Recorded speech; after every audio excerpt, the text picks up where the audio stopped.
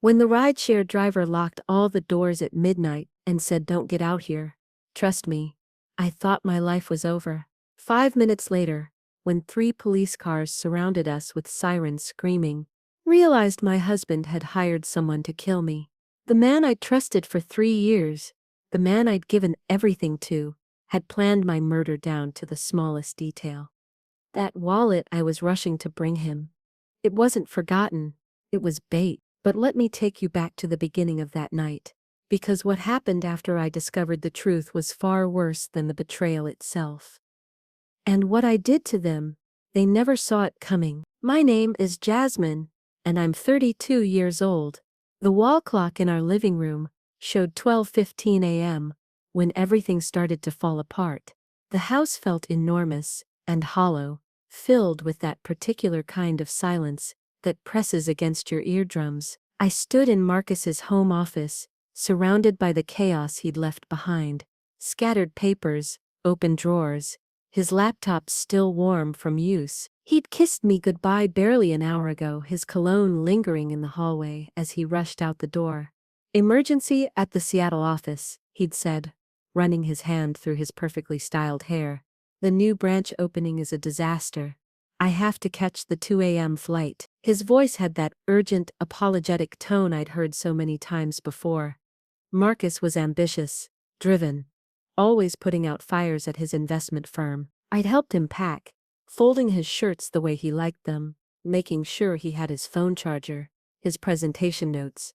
That's what good wives do, right? We support. We assist.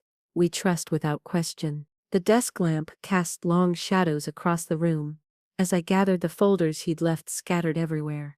My fingers were just reaching for the light switch when something black caught my eye, wedged between a stack of quarterly reports and his leather-bound planner. My heart dropped into my stomach the moment I recognized it. Marcus's wallet. I picked it up with trembling hands, the smooth leather warm against my palm. Opening it confirmed my worst fear. His driver's license stared back at me from the clear plastic window. His platinum credit card, his debit card, his building access badge. Behind them, a thick fold of $100 bills. Everything he needed to board a plane, to survive a business trip, to function as a human being in another city. My chest tightened as panic flooded through my veins. How could he get through airport security without his ID? How would he pay for anything? The image of Marcus stranded at O'Hare International Airport, frustrated and helpless, burned into my mind. He'd be furious with himself, embarrassed, lost. I ran to our bedroom, my bare feet silent on the hardwood floors, and grabbed my phone from the nightstand. My hands shook as I dialed his number. The ringtone echoed in my ear once, twice, 3 times. No answer. I tried again, and again. Each unanswered call made my pulse race faster. Maybe he was in the car. Maybe he had his phone on silent. Maybe he was talking to his assistant about the Seattle crisis. The clock now read 12:23 a.m. His flight was at 2 hours. If I left right now, I could make it. Chicago traffic at this hour would be light. The drive from Lincoln Park to O'Hare took about 45 minutes without congestion. But there was a problem. I didn't drive at night. The glare from oncoming headlights turned the roads into blinding rivers of light, my night blindness making it dangerous, terrifying.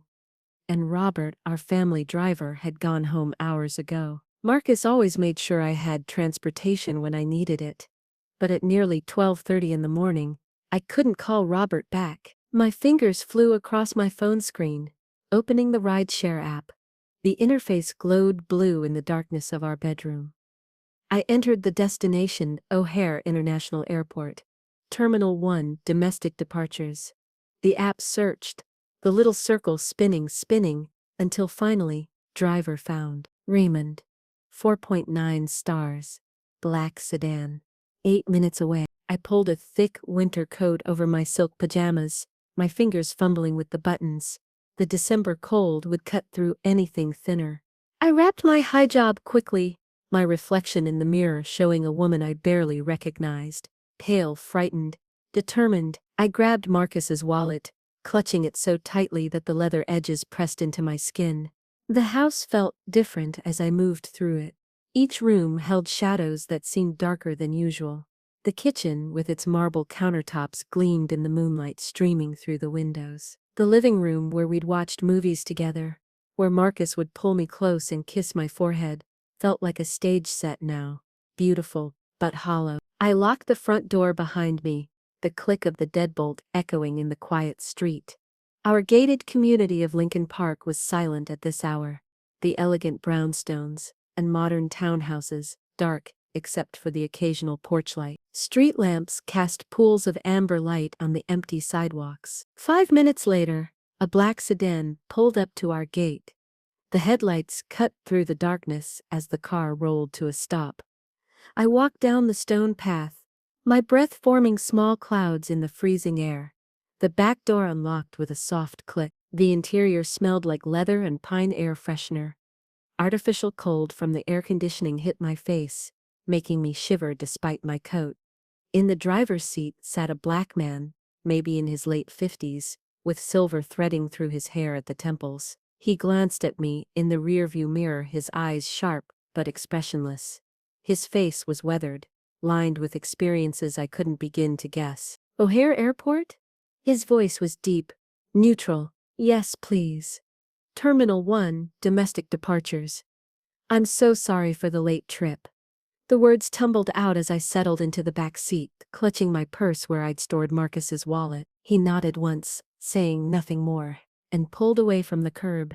The gate to our community opened automatically as we approached, and then we were on the main road, heading toward the highway. Silence filled the car. No radio, no music, no small talk about the weather or traffic, just the low hum of the engine and the whisper of tires on asphalt. Most rideshare drivers tried to make conversation, asked about your day, commented on the late hour. Raymond said nothing. I pulled out my phone again, trying Marcus's number. Straight to voicemail. I typed out a text message. Found your wallet. I'm bringing it to the airport. Call me. The message showed as delivered but not read. As we merged onto the highway, I leaned back against the seat and tried to calm my racing heart. Everything would be fine. I'd get to the airport, find Marcus at the check-in counter, hand him his wallet, and he'd be relieved, grateful. He'd catch his flight, and I'd ride back home. Maybe even with Raymond if he was willing to wait. But something felt wrong. I couldn't put my finger on it at first. Maybe it was the way Raymond kept checking the rearview mirror, not just glancing but staring, his eyes moving from the road to my reflection and back again. Or maybe it was the way he gripped the steering wheel, his knuckles tight as if he was preparing for something. The highway stretched out before us, mostly empty. Occasional cars passed in the opposite direction, their headlights momentarily illuminating the interior of our sedan. The orange glow of streetlights created a rhythm of light and shadow, light and shadow. My mind wandered to every crime story I'd ever read on social media. Women attacked in rideshares, drivers who took passengers to secondary locations, assaults, robberies. Worse. My chest tightened. I was alone, in a car with a stranger, in the middle of the night, on an isolated stretch of highway. My fingers tightened around my purse. Raymond's eyes met mine in the mirror again. This time they lingered. I looked away, staring out the window at the passing darkness. The tall buildings of downtown Chicago were falling behind us now, replaced by the industrial areas and open spaces that bordered the route to O'Hare. Every few minutes, Raymond changed lanes, even when there was no traffic to avoid. He'd drift left, then right, checking his mirrors constantly. His jaw was clenched. A thin line of sweat glistened on his temple despite the cold air conditioning. I wanted to ask if everything was okay, but fear kept my mouth shut. What if asking made things worse? What if my voice, my acknowledgement that I'd noticed his strange behavior, triggered something? The minutes crawled by. 15, 20, 30. Finally, in the distance, the massive complex of O'Hare International Airport began to glow against the night sky. The sight of it released some of the tension in my shoulders. We were almost there. Soon I'd be out of this car, surrounded by people, by light, by the safety of public spaces. I checked my phone. 1:05 a.m. Still plenty of time before Marcus's flight. I imagined him pacing near the check-in counter, patting his pockets, realizing with growing panic that he didn't have his wallet. Relief would flood his face when he saw me. The sedan entered the airport zone, following signs for Terminal 1, domestic departures. But instead of heading toward the main entrance where the bright lights flooded the passenger drop-off area, and where people moved with luggage and purpose, Raymond kept driving. He steered the car toward the far end of the terminal, where the lighting grew dimmer, and the crowds disappeared. My stomach clenched. "Excuse me," I said, my voice coming out smaller than I intended. "Could you stop at the main entrance? It's better lit." He didn't respond. The car continued rolling forward until we reached the very end of the passenger zone. Here, several streetlights were burned out. Large concrete columns separated the public area from the VIP parking structure. There was no one around. No skycaps with their carts. No security guards. No other passengers. Just darkness and the cutting wind that whistled between the buildings. The car stopped beside one of the massive columns. My hand shot to the door handle. I needed to get out. Now, something was very, very wrong. I'd run to the main entrance, find Marcus, find anyone, just get away from this silent man and his strange behavior. I pulled the handle. The door didn't budge. I tried again, pulling harder. Nothing. I reached for the other door. Locked. Both doors locked from the central control panel near the driver's seat. Terror exploded through my chest. My breathing came in short, sharp gasps. I pounded on the window with my fist, the dull thud echoing inside the car. "Let me out. Let me out right now." Raymond's hands gripped the steering wheel so tightly that his knuckles had turned white. He didn't turn to look at me. His eyes were fixed on the dark sidewalk beside the car, staring at something I couldn't see, as if he was waiting for a monster to emerge from the shadows. "Please." Tears streamed down my face now. My whole body shook. "I have money. I have jewelry. Take my purse. Take everything. Just let me go." For the first time since I'd entered the car, Raymond spoke. His voice was low, controlled, but I could hear the fear underneath it, raw and real. "You are not getting out here, Jasmine. I forbid it. Please, please trust me." How did he know my name? I'd never told him. The app only showed my first initial. Cold terror wrapped around my spine like icy fingers. "How do you know my name?" I sobbed. "What do you want from me?" He didn't answer the question. Instead, his eyes remained locked on the darkness outside. "In 5 minutes, you will understand everything. Until then, your life depends on you staying in this car." "Do you understand me? Your life depends on it." His words made everything worse. My life? What did that mean? Was he going to kill me? Was someone else going to kill me?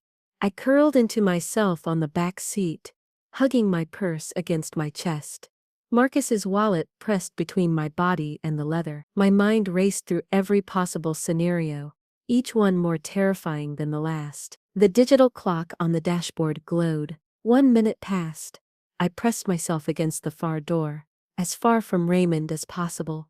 My eyes darted between him and the windows, looking for any sign of help, any person who might see me, and realized something was wrong. 2 minutes, the cold air conditioning continued to blast, but I was sweating.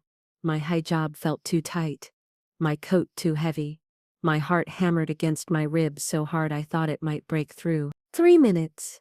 Raymond's breathing had become heavier. His eyes never stopped scanning the mirrors, the sidewalk, the column beside us. Whatever he was waiting for, he was terrified of it. 4 minutes. I thought about Marcus, about our 3 years of marriage, about the house we built together, the life we'd made. If I died here, in this car, would he ever know what happened? Would anyone? 5 minutes. The world exploded in light and sound. From in front of us, and behind us, 3 police cruisers appeared as if materializing out of thin air. Their sirens screamed, cutting through the quiet night.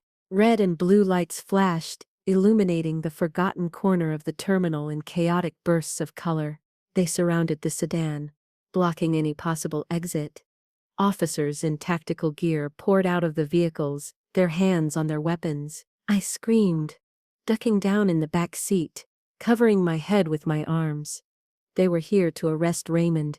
They'd come to rescue me from a kidnapping. Relief and terror mixed in my chest. Over a loudspeaker, a voice boomed.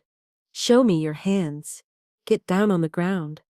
Now, I squeezed my eyes shut, expecting the car to be surrounded, expecting the doors to be ripped open, expecting Raymond to be dragged out in handcuffs. But that's not what happened. The officers ran past our car. Their boots pounded on the concrete. They rounded the massive column beside us, moving toward someone hidden in the shadows. Hidden exactly where I would have been standing if Raymond had let me out of the car. I lifted my head, barely daring to look. Through the window, in the harsh glare of the police lights, I saw them tackle a figure dressed in black, a man in a thick coat, a cap pulled low over his face. He struggled, but there were too many officers. They forced him to the ground, twisting his arms behind his back, snapping handcuffs around his wrists. From his pocket, something fell and clattered on the concrete, a folding knife, its blade catching the light, and a white cloth, a handkerchief, soaked with something that made the officers step back. One of them picked it up, with gloved hands, sealing it in an evidence bag. Even from inside the car, even through the closed windows, I smelled it. Sharp, chemical, a scent that made my skin crawl and my stomach turn. Chloroform. An officer approached the driver's side of our sedan and tapped on the window. Raymond lowered it halfway. The officer spoke in a tone that was respectful, almost familiar. "Target secured. The situation is under control." Raymond nodded, his shoulders finally relaxing. He reached forward and pressed a button.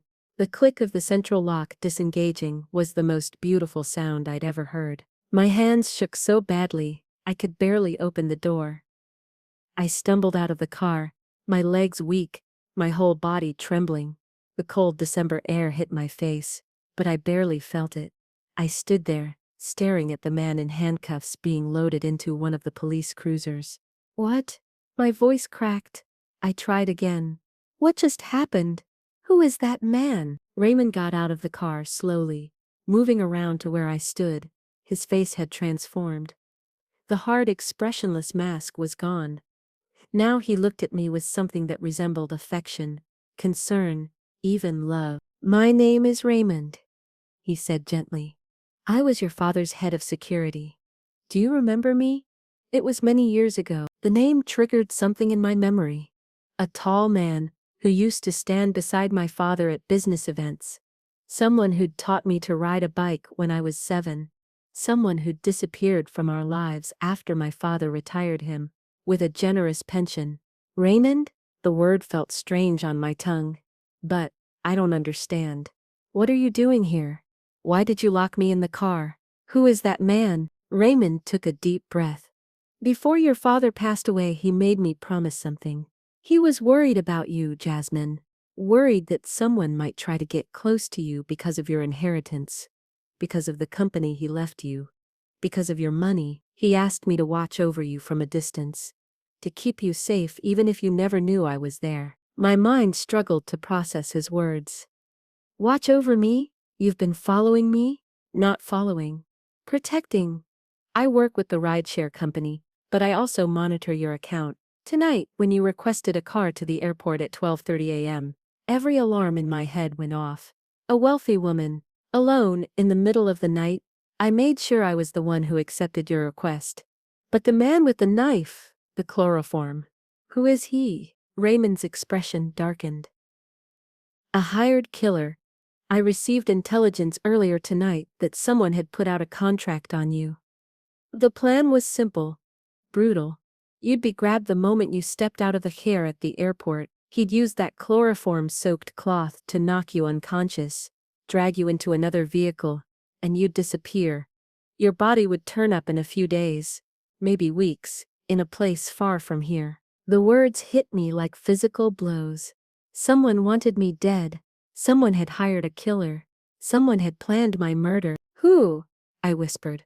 Who would want to kill me? Raymond didn't answer with words. He raised his hand and pointed upward, toward the second floor of the terminal building. My eyes followed the direction of his finger. Through the floor-to-ceiling glass windows of the International Departures level, I could see clearly into the brightly lit interior. And there, standing near a check-in counter, was a figure I recognized instantly. Marcus, but he didn't look like a man who'd lost his wallet and was desperately searching for his wife. His face was twisted with rage, red and furious. As I watched, he pulled out his phone and hurled it against the floor with such violence that I could see pieces scatter. And he wasn't alone. Standing beside him, wearing a tight red dress that clung to every curve, was a woman with her hand on his arm. A woman I knew as well as I knew myself. Bianca. My best friend. My closest confidant. The woman I'd trusted with my secrets, my fears, my dreams. She was holding on to Marcus's arm, in a way that no friend ever should. Her body pressed against his side, and as I watched, frozen in horror, Marcus wrapped his arm around her waist, pulling her close in a gesture of intimacy, of ownership. At their feet sat two large suitcases, not briefcases, not carry-ons for a quick business trip. Full-sized luggage, travel luggage. They stood together, looking down toward where the police cars flashed their lights, and even from this distance, I could see their expressions. Frustration, panic, hatred. The world tilted sideways. My knees buckled. Raymond caught me before I hit the ground, his strong arms holding me up while my mind tried to make sense of what I was seeing.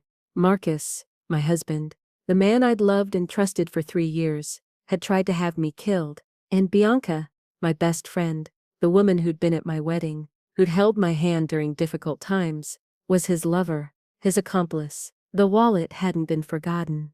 It had been bait. A lure to get me out of the house, alone, in the middle of the night.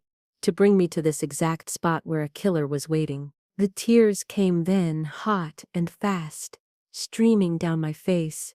But they weren't tears of fear anymore. They were tears of rage, of betrayal, of a pain so deep it felt like my chest was being ripped open.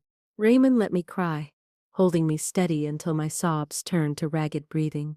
Then, without a word, he guided me back to the car.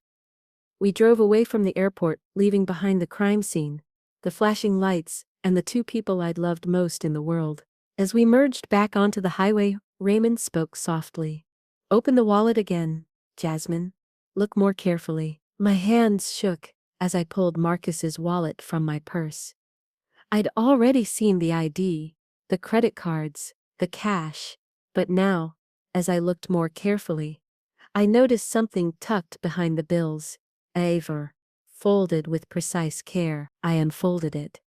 A plane ticket, one way, destination, the Cayman Islands. 2 names, Marcus Harrington and Bianca Ross. Departure date, tonight. This very night. Behind the ticket was another document. I recognized the logo of a major insurance company. It was a life insurance policy. A new one, taken out just 3 weeks ago. Insured, Jasmine Harrington. Benefit amount, beneficiary, Marcus Harrington. My vision blurred. The pieces fell into place with sickening clarity.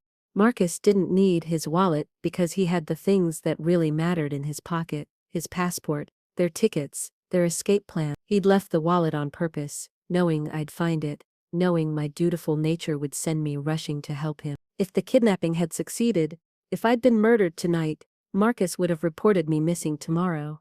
After a few days, he'd collect the insurance money. He and Bianca would already be in the Cayman Islands, starting their new life on my corpse. I crumpled the papers in my fist. The tears had stopped. In their place, something new was rising inside me.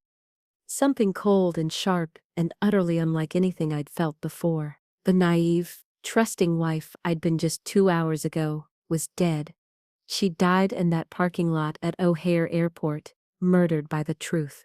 A new Jasmine was born. One who would not be a victim. One who would make them pay for every lie, every betrayal, every moment they'd plotted to end her life. Raymond glanced at me in the rearview mirror. He saw the change in my eyes, recognized the transformation. Marcus doesn't know you discovered the truth. As far as he's concerned, the only thing that went wrong tonight was that his hired killer got arrested in some random police operation. He still thinks you're naive, unsuspecting. What do I do? My voice sounded different to my own ears. Harder. Colder. You go home. You pretend you never left the house tonight. You act like nothing happened. We need time to prepare, to protect your assets, to gather evidence. Can you do that? I looked at my reflection in the window. I barely recognized the woman staring back at me. Yes, I said. I can do that. The black sedan carried me through the dark streets of Chicago, back toward the house that was no longer a home, back to the man who was now my enemy. The ride felt shorter this time, though my mind was racing through everything that had happened. Raymond's car cut through empty streets, passing under yellow streetlights that painted everything in sickly amber tones. The city that had felt dangerous earlier now seemed almost peaceful, as if it hadn't noticed that my entire life had shattered and reformed into something unrecognizable. Raymond's voice broke the silence. I need to tell you some things, Jasmine. Things I've learned over the past 6 months. I turned my attention to his reflection in the rearview mirror. I've been monitoring Marcus's activities through some contacts I maintain in private security and law enforcement. About 6 months ago, red flags started appearing. Large cash withdrawals, money transfers to offshore accounts. But what really concerned me was when his name started showing up in reports connected to illegal online gambling operations. My stomach clenched. Gambling, high-stakes poker games, sports betting, casino sites. The kind that aren't regulated, that promise anonymity but keep detailed records of losses. And Marcus's losses were substantial. Raymond paused, choosing his words carefully. He's in debt for over $250,000. To people who don't accept "I'll pay you back later." I thought about all the times Marcus had come home stressed, talking about difficult clients, about projects falling through, about investments that didn't pan out. He'd needed my signature on documents to liquidate some assets, to access our joint accounts. I'd signed everything without question, trusting him completely. I trusted him, I whispered.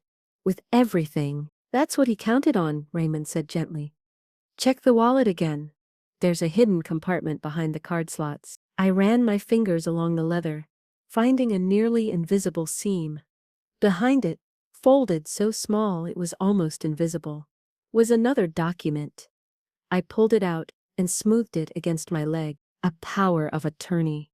It authorized the transfer of property from my name to Marcus's name. The signature at the bottom was supposed to be mine, but I'd never signed this document. The handwriting was close, skilled even, but not quite right. He forged your signature, Raymond said. If you died tonight, if you disappeared, he would have used that to transfer the Lincoln Park house and several commercial properties downtown to his name before anyone realized you were missing. By the time authorities started investigating, the assets would be legally his, untouchable. I stared at the forged signature. The meticulous planning behind this betrayal was almost impressive in its cruelty. Marcus and Bianca hadn't just decided to kill me on a whim. This was calculated, methodical, thought out over months. There's more, Raymond continued. I've been building a case file. Phone records show Marcus and Bianca have been in contact constantly for the past 18 months. Hotel receipts, restaurant charges. They've been having an affair for at least a year and a half. A year and a half. Almost half of our marriage. I thought back over the past 18 months. Business trips Marcus had taken, late nights at the office, times when Bianca had conveniently been unavailable, when I'd wanted to meet for coffee. The signs had been there. I'd just been too trusting to see them. What do we do now? I asked. We protect you, and we protect your assets. But we have to be smart about this. If Marcus realizes you know the truth, he becomes desperate. Desperate people are dangerous people. The car pulled up to our gated community. The guard waved us through, recognizing me in the back seat. Raymond drove slowly, cutting his headlights as we approached my house. He stopped a few yards away, far enough that the engine sound wouldn't alert anyone inside. Here, he handed me something small, about the size of a button. It's a listening device. Plant it somewhere Marcus keeps close, somewhere he'll have when he's talking to Bianca, or his gambling creditors. His briefcase would be ideal. I closed my fist around the tiny device. And then we listen. We gather evidence. We document everything. And when the time is right, we make sure he faces justice for what he tried to do. I got out of the car, my legs steadier now, my purpose clear. Raymond drove away silently, disappearing into the darkness. The house loomed before me, its elegant facade hiding the ugliness within. I approached the front door, like a spy infiltrating enemy territory, my own home transformed into a battlefield. Inside, everything was exactly as I'd left it. The lavender air freshener still hung in the hallway. The living room was dark and peaceful. But nothing felt the same. Every surface, every piece of furniture held memories that now felt like lies. I locked the door carefully behind me, making sure everything appeared normal for when Marcus returned. He would return, I was certain of that. His plan had failed, but he didn't know I knew that. First, I needed to create the scene. I needed to make it believable that I'd never left the house. I went to the bathroom and washed my face repeatedly with cold water, scrubbing away the dried tears, the salt tracks on my cheeks. I stared at myself in the mirror for a long time. The same face, but different eyes. These eyes held knowledge, strategy, determination. Then I took Marcus's wallet to the living room and considered where it would make sense to find it. It had to look natural, like it had been there all along. I decided on the crack between the sofa cushion and the armrest, the kind of place a wallet might slip into when someone sat down to put on their shoes before leaving. I wedged it in carefully, leaving just a tiny edge of leather visible. Next, I turned on the television with the volume low, grabbed a magazine from the coffee table, and settled onto the sofa in a position that would look like I'd fallen asleep while reading. The clock showed 10 minutes later. I heard a car engine outside. My heart rate spiked, but I forced my breathing to remain slow and regular. I closed my eyes and let my body go limp, mimicking sleep. The front door burst open. Marcus entered with heavy, angry footsteps. His breathing was rough, labored. I could smell his cologne mixed with sweat and something else, a feminine perfume, that made my skin crawl. Bianca's perfume. Jasmine, he called out, his voice tight with barely controlled panic. I pretended to startle awake, letting the magazine slide from my hands onto the floor. I blinked several times, rubbing my eyes in exaggerated confusion. Marcus? What are you? I thought you'd be on the plane by now. He stood in the doorway, his tie loosened, his normally perfectly styled hair disheveled, his face slick with perspiration. But it wasn't the sweat of someone returning from traffic. It was the sweat of fear, of watching a criminal enterprise collapse. For a moment, he just stared at me, as if he couldn't quite believe I was sitting calmly on the sofa. Then his expression shifted, the mask sliding back into place. He forced a smile, though it didn't reach his eyes. I realized I'd lost my wallet. I was halfway to the airport when I checked my pockets, and it wasn't there. I panicked. He ran his hand through his hair, the gesture meant to look sheepish, but coming across as frantic. I had to turn back. And then there was this massive accident on the highway. A truck jackknifed. Traffic was completely stopped for over an hour. That's why I'm so late getting back. I stood up slowly, arranging my features into an expression of wifely concern. Every word out of his mouth was a lie, and I knew it, but I couldn't let him see that I knew. Oh no, I was so worried. I couldn't reach you on the phone. I walked toward him, playing my role perfectly. I tried calling so many times. My battery died in the traffic jam. I'm so sorry I worried you. He pulled me into a hug, and I had to force myself not to recoil. His embrace felt like a snake coiling around me. Over his shoulder, I could see his eyes scanning the room, searching for something. Actually, I said, pulling back with a gentle smile. When I woke up a little while ago, I felt something hard in the sofa cushion. Look, I pointed to the couch. He followed my gesture and saw the edge of black leather peeking out from between the cushions. His entire body language changed in an instant. Relief flooded his features, followed quickly by confusion. He lunged for the wallet, pulling it free and checking its contents frantically. Everything was there, just as he'd left it. What he didn't know was that I'd already photographed every document inside, every piece of evidence, in Raymond's car. Thank God, he breathed. He actually looked close to tears. You have no idea how much trouble this could have caused. Oh, but I did. I knew exactly what trouble it would have caused. His entire plan had hinged on that wallet getting me out of the house and into a killer's hands. He hugged me again, tighter this time. You're my lucky charm, Jasmine. What would I do without you? You'd live comfortably off my insurance money, with your mistress in the Cayman Islands, I thought. But aloud I said, You're exhausted. Why don't you take a hot shower and get some rest? The Seattle trip can wait until tomorrow. He nodded gratefully. You're right. I'll shower and try to get a few hours of sleep before I rebook the flight. As he climbed the stairs toward our bedroom, I remembered the listening device still clutched in my hand.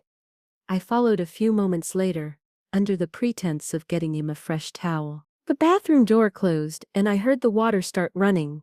I moved quickly to where his suit jacket lay draped across the bed.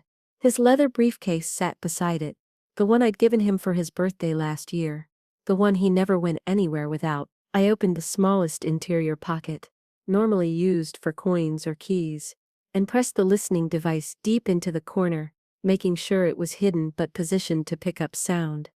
I closed the zipper just as the bathroom door opened. Marcus emerged in a towel, his skin pink from the hot water. I handed him the fresh clothes I'd gathered, playing the attentive wife one more time. That night, we lay in the same bed, but we were worlds apart. Marcus fell into a deep sleep almost immediately, his breathing heavy and regular.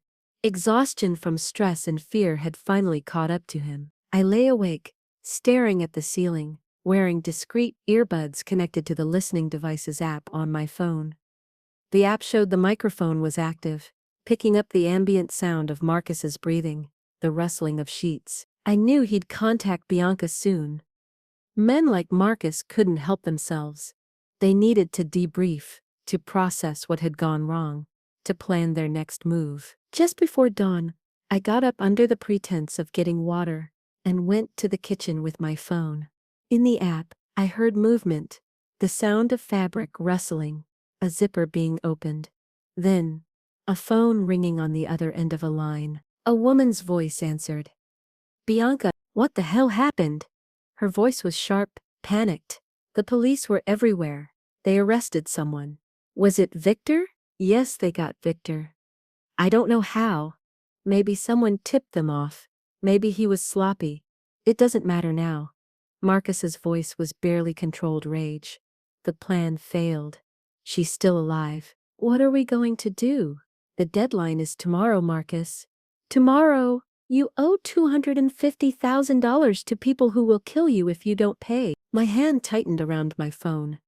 $250,000. Exactly what Raymond had said. I know, Marcus hissed. We go to Plan B, the warehouse. The warehouse where her father supposedly kept gold and property deeds. Marcus, we don't even know if that's real. It might be a myth. It's real. Jasmine mentioned it once. Said her father had emergency assets stored there in case the business ever collapsed. There's a safe supposedly built into the floor under one of the old machines. The problem is only she knows the combination. Bianca finished. We need to get it out of her. Manipulate her, pressure her, whatever it takes. I'm going to come home tonight with gifts, flowers, make her feel special. Women like her are easy to handle when you make them feel valued. Women like her. Like I was some simple-minded child who could be controlled with bouquets and sweet words. And if she won't tell you the combination? Bianca asked. Then we go to Plan C. We stage a home invasion. Hire some guys to scare her into signing over her assets. If we can't kill her and make it look accidental, we'll torture her until she gives us what we need. The casual way he said torture, as if discussing what to have for dinner, made my blood run cold. They talked for a few more minutes, planning, scheming. Then the call ended. I stood in the kitchen, my hand over my mouth to keep from screaming. The man sleeping upstairs had just casually discussed torturing me. The woman who'd been my bridesmaid was helping him plan it. I called Raymond, he answered on the first ring, as if he'd been waiting. I heard everything, I said. Every word. Good. Now we act. Get dressed. Bring your important documents. I'll be there in 20 minutes. I moved quickly, silently. I gathered papers from the small safe in our bedroom. Financial documents, property deeds, my passport, my father's will. I packed them in a backpack along with some cash I kept hidden. Marcus never stirred. Raymond's sedan was waiting outside when I slipped out of the house just after dawn. The sky was turning pink and gold, a beautiful morning that felt completely at odds with the darkness of what I'd learned. First stop, your bank, Raymond said. Then your father's attorney. At the bank, I transferred the majority of our joint account funds into a new account in my name only. I reported Marcus's credit cards as lost and had them canceled for security purposes. The banker, who'd known my family for years, processed everything without question.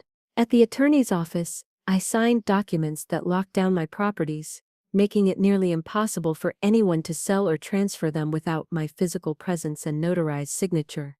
We also updated my will, removing Marcus entirely. By noon, I felt stronger. I'd closed the main avenues Marcus had been planning to use to steal from me.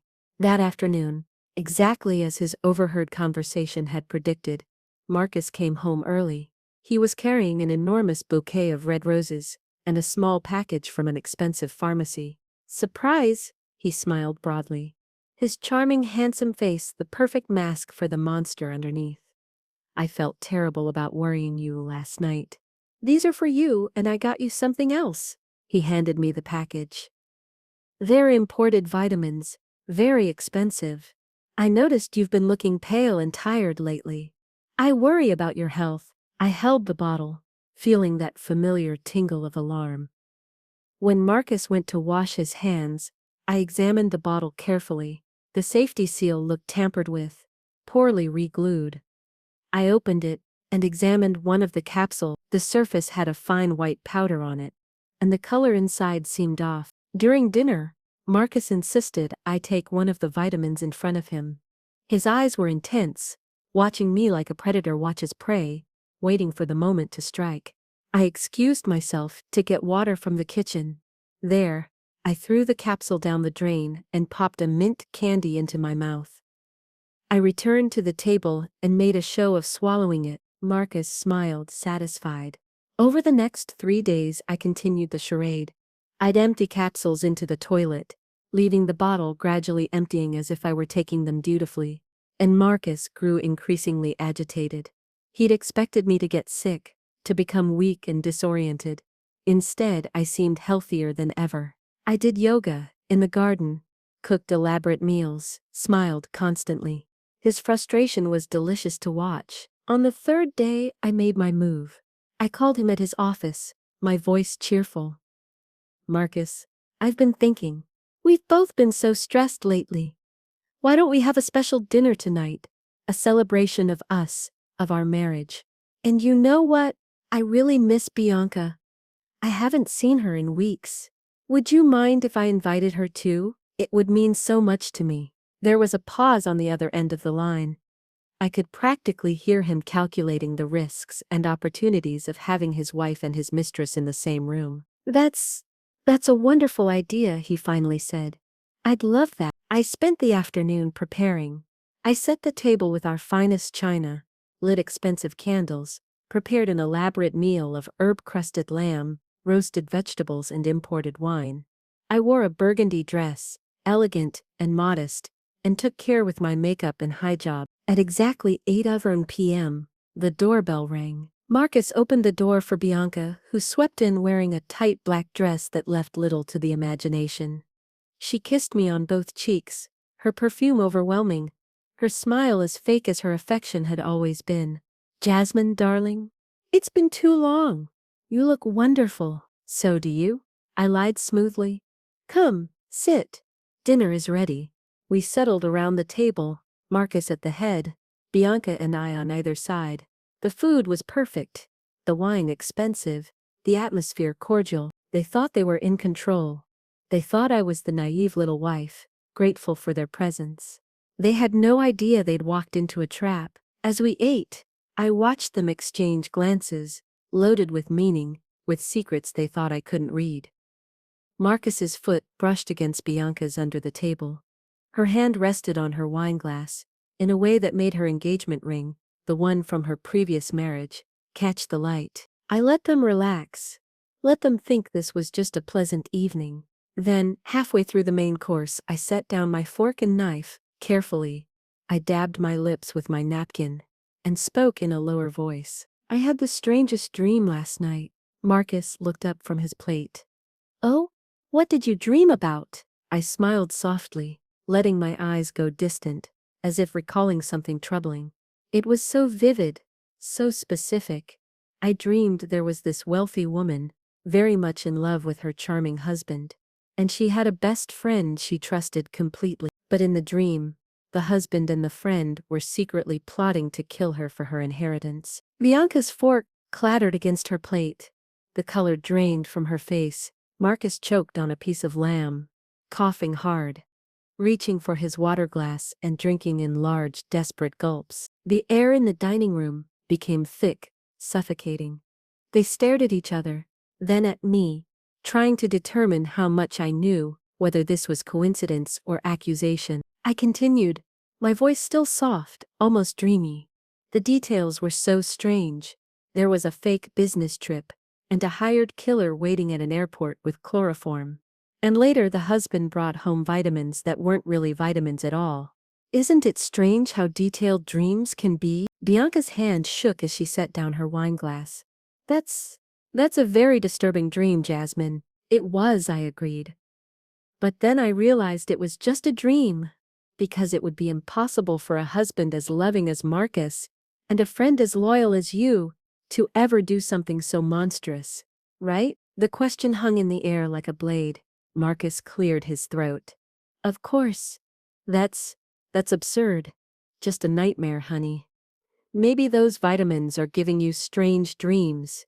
You should stop taking them. Oh, I already did, I said with a smile. Before they could recover, I delivered the final blow. You know, that dream got me thinking about death and mortality. It was almost like a spiritual awakening.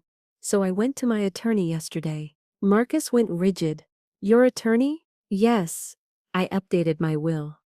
I wanted to make sure that if anything happened to me, if I died suddenly or under suspicious circumstances before I turned 60, my assets would go to good causes. I've arranged for everything: the house, the properties, the investments, the contents of my father's safe, everything to be donated to charities, specifically to orphanages and cancer research foundations. I took a sip of wine, letting the words sink in. I hope you don't mind, Marcus.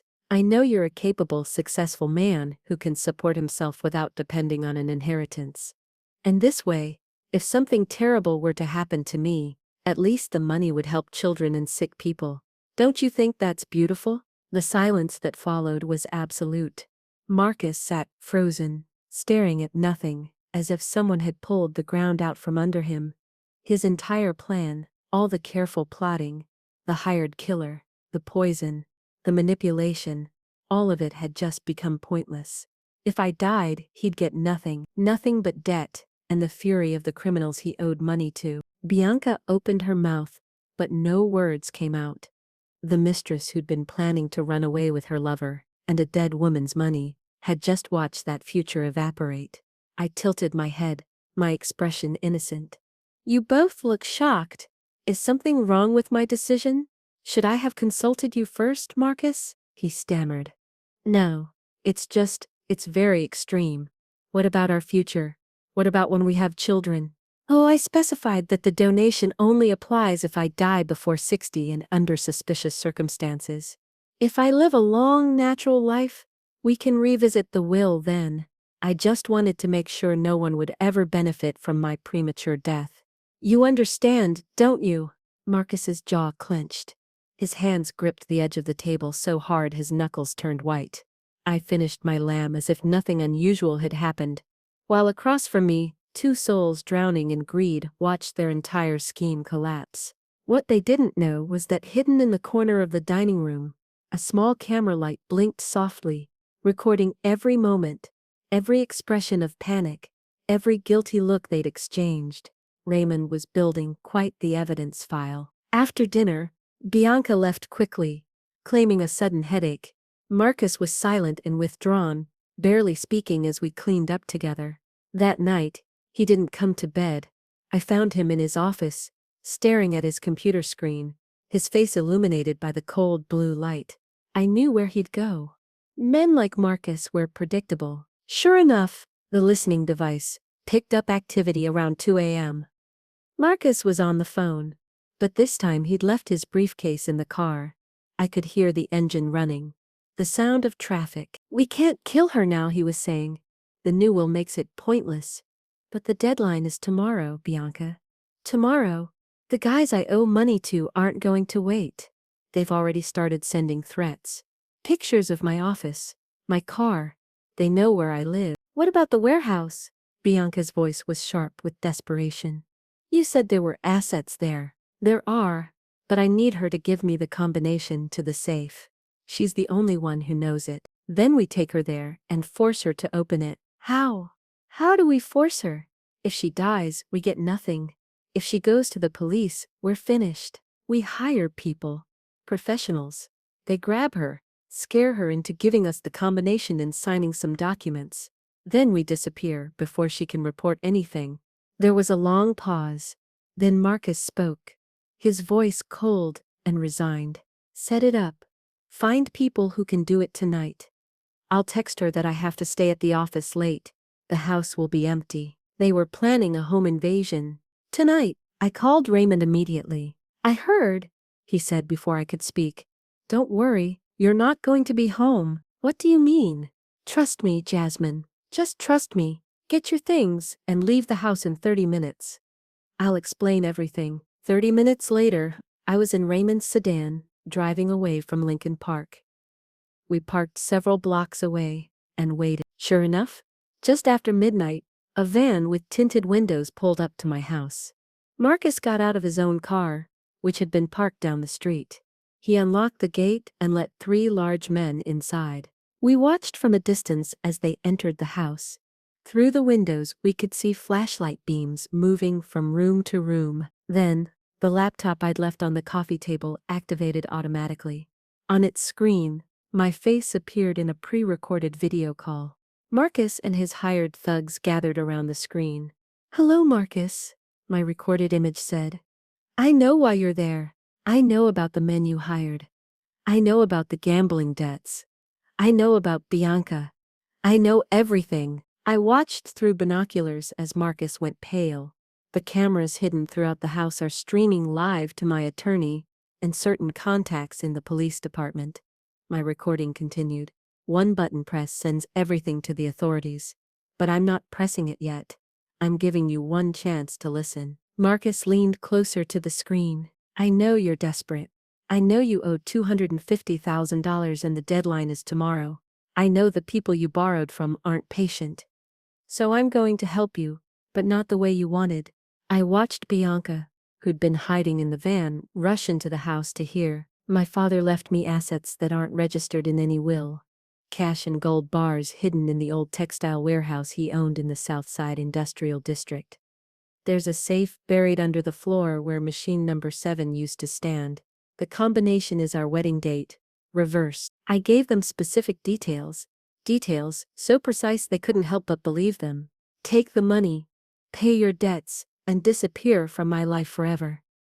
If I never see either of you again, I won't press charges, but if you ever contact me, if you ever come near me, everything I have on you goes to the police. Marcus looked at Bianca.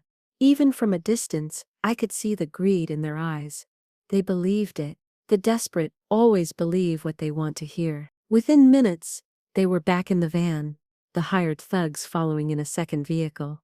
Marcus and Bianca led the convoy toward the south side. Raymond started our car. They're headed exactly where we thought. And the police? Captain Rodriguez has units ready. They're letting them get to the warehouse, letting them break in and find the safe. That way, it's breaking and entering, attempted robbery, and we'll have them on camera committing crimes. We followed at a safe distance. The Southside Industrial District at 2 a.m. was a ghost town. Abandoned warehouses lined the streets, their windows broken, their facades covered in graffiti.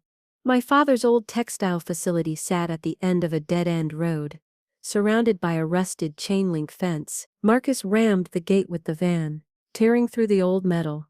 They parked in the weed-choked lot and forced open the warehouse door with a crowbar. Raymond and I watched from a safe distance. Inside, the warehouse was dark, except for their flashlight beams. The smell of decay, rust, and animal droppings filled the air. Following my instructions, they found machine number 7, an old industrial loom covered in rust. Marcus pointed at the concrete floor beneath it. The hired men started attacking the floor with sledgehammers and crowbars. The sound of metal on concrete echoed through the empty building. They worked for almost an hour, sweat soaking through their clothes, until one of the crowbars hit something solid. They cleared away the broken concrete. A metal safe, medium-sized and weathered, sat in a hollow space beneath the floor. Marcus wiped his hands on his pants and knelt beside it. His fingers trembled as he spun the combination lock, entering the numbers I'd given him. The lock clicked. The safe door opened. Marcus reached inside eagerly. Bianca crowded next to him holding a flashlight, but there were no gold bars, no cash, only papers, folders, and large photographs. Marcus started pulling them out frantically, searching underneath, but there was nothing else. The documents were copies of his gambling debts, records of every transaction, bank statements showing money being siphoned from our joint accounts, photos of Marcus and Bianca entering hotels, having dinner, embracing at the airport, and on top of everything a white envelope with my handwriting for the traders. Marcus opened it with shaking hands. Inside, a single sentence: "The treasure you seek isn't here. What's in this box is the evidence of everything you've done. The police are on their way." As if on cue, sirens began wailing. Spotlights flooded the warehouse through broken windows and gaps in the walls. Police loudspeakers boomed. "This is the Chicago Police Department. The building is surrounded. Come out with your hands visible." Marcus dropped the paper, his legs giving out. Bianca started screaming, hitting him, calling him an idiot, a failure. The hired thugs ran for the back exit, but found it blocked by SWAT officers in full tactical gear. Within minutes, everyone was on the cold concrete floor, hands cuffed behind their backs. Raymond and I walked into the warehouse together. The police had created a path for us through their perimeter. In the harsh glare of police spotlights, the warehouse looked like an operating theater. Every shadow eliminated, every hidden thing exposed. Marcus lay on the floor and looked up. When he saw me, something in his eyes broke. He started to cry, started to crawl toward me. "Jasmine, please, I'm sorry. I was confused. Bianca manipulated me. I made mistakes. Please, I still love you." He tried to grab at my shoes.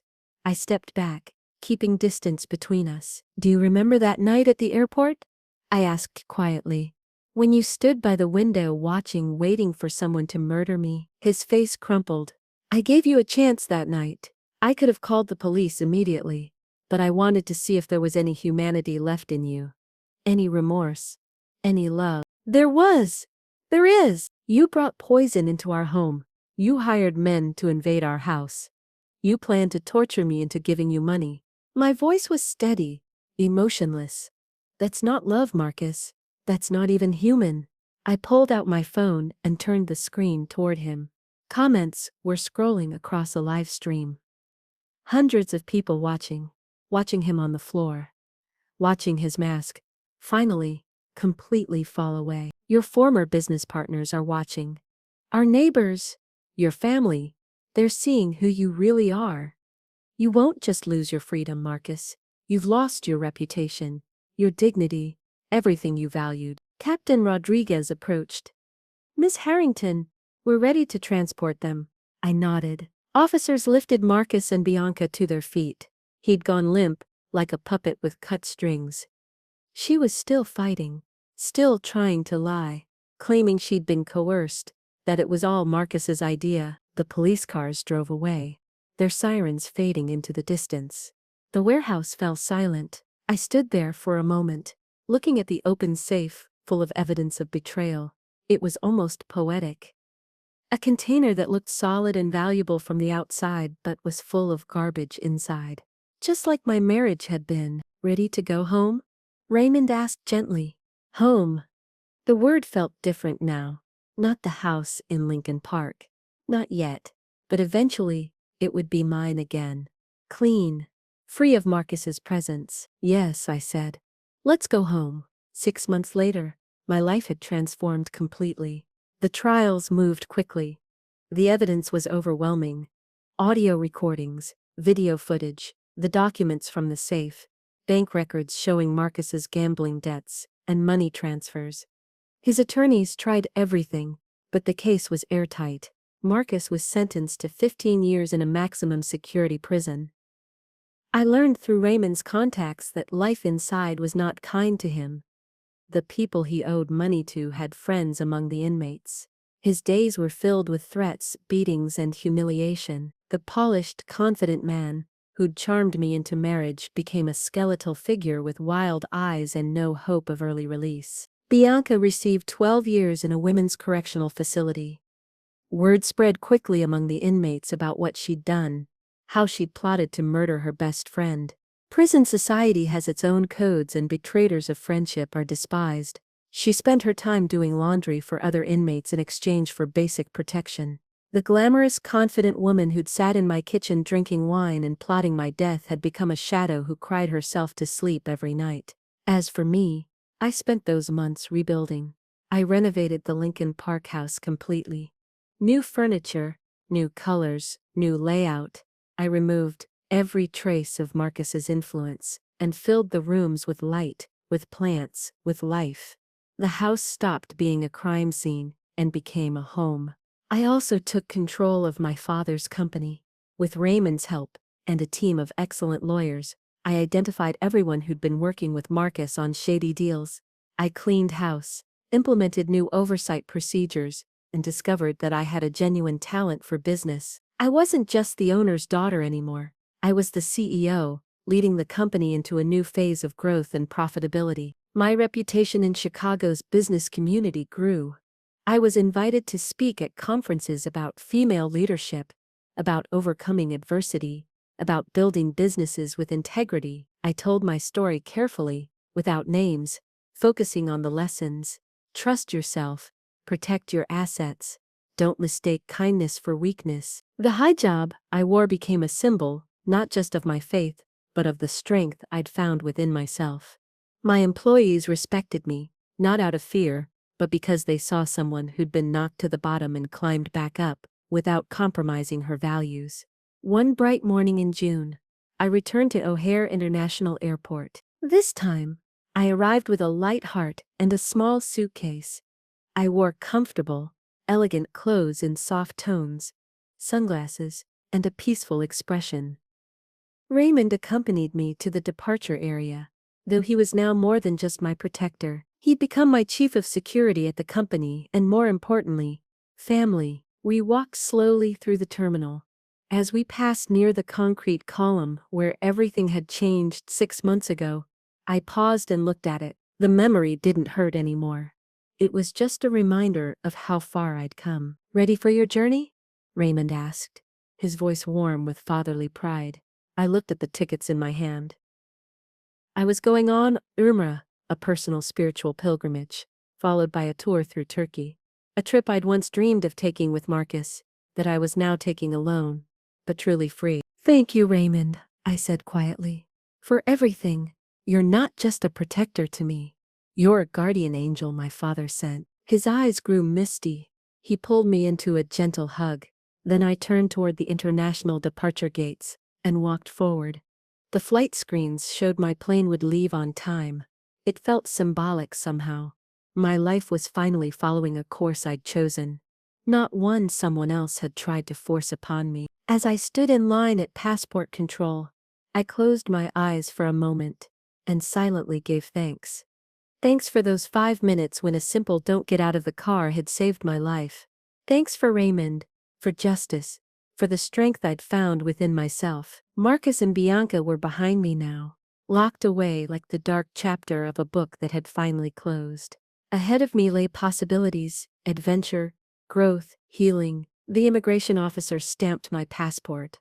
I crossed through the checkpoint. I walked toward the boarding gate, pulling my suitcase with confident steps, ready to write the next chapters of my life with my own hand.